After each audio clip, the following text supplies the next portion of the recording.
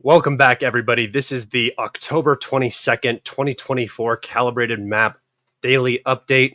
I'm just going to go ahead and hop right into it because we got a lot to talk about today, just in terms of immediate updates. So I'm going to make myself a little smaller here, and we are going to zoom in. Okay, first and foremost, in the Chavar Yar area, we have a very large increase in the zone of control. The Russian bridgehead in Chavar Yar now is completely secure. This is it is very important. It's immediately important. This is going to lead to a lot of complications inside Chavar Yar, and as I've talked about multiple times on my live stream, the high ground that runs along this canal will be vulnerable after the fall of Chavar Yar, as well as a push onto Konstantinivka. Things are beginning to move really fast, and these daily updates, I need to start doing them more consistently because of how fast and how enormous some of these updates are. So moving up into the Oskol River region, just west of Stelmakivka here, the Russian forces have captured the high ground on the opposite side of this village. This village is in a valley right here. They have captured this territory right here. Again, this Oskol River region is feeling a ton of pressure right now, and the updates are coming quick in this region as well.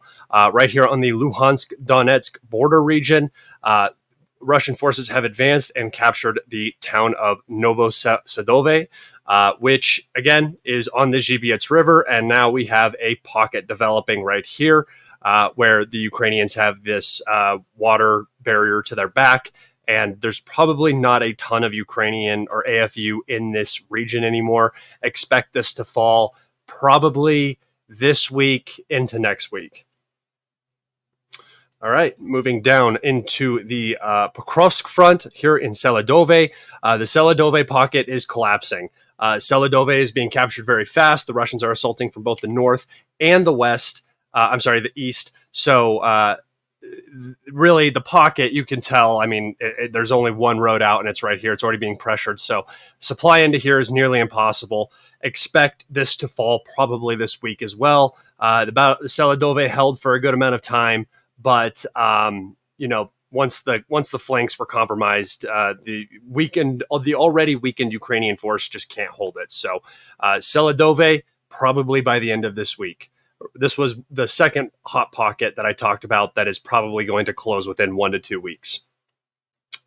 Moving down into the Hinky area, you can see here that the pocket continues to tighten, and it's going to be incredibly difficult now for the Ukrainians to hold this now that the Russians have crossed. They have this fortification.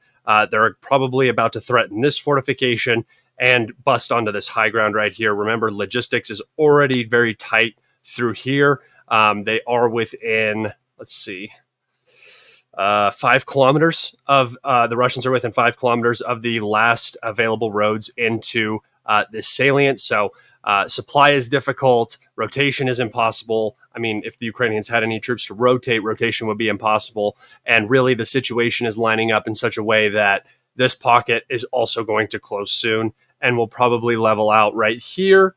And then the next objective will be to capture this large fortification on this road.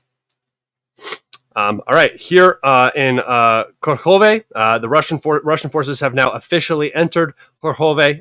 It runs all the way down here. So the Russians are now in Corov, and they are working towards these two large fortified areas right here. Again, this is a pretty fortified area. So over the next 1 to 2 days, the Russians are just going to be hammering this with artillery and glide bombs until there is nothing really left, and then assault operations will begin. So expect movement into this region in by the end of the week, Friday, Saturday.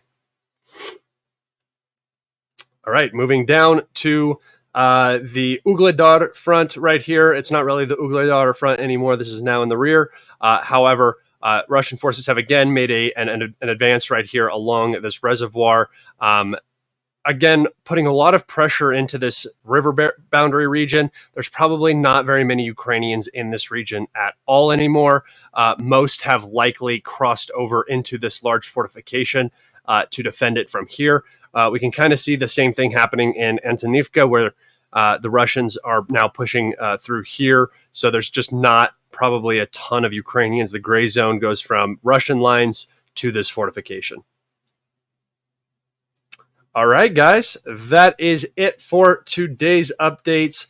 Thank you. Hold on, I messed up. Thank you guys so much for watching my videos today. Let me think. Today is October 22nd, Tuesday. Tomorrow, I will be having a live stream. I'm trying to figure out what time I want to do it. I like to do it at 4 p.m. Eastern Standard Time. I like that time. But sometimes I do them a little bit later just to get a slightly different audience. So make sure you guys follow me on my Telegram and my Twitter. My Telegram specifically, that's where you'll get updates as to when my live streams are happening. I always update there. And don't forget to click that subscribe button if you guys are not already subscribed. We are this close to making it to 30K, and that was my goal before the end of October. I don't think we're going to make it, but we're very, very close, and I appreciate everybody coming in and watching these videos. Be safe, have an amazing day, and don't forget to tune into that live stream tomorrow. Goodbye.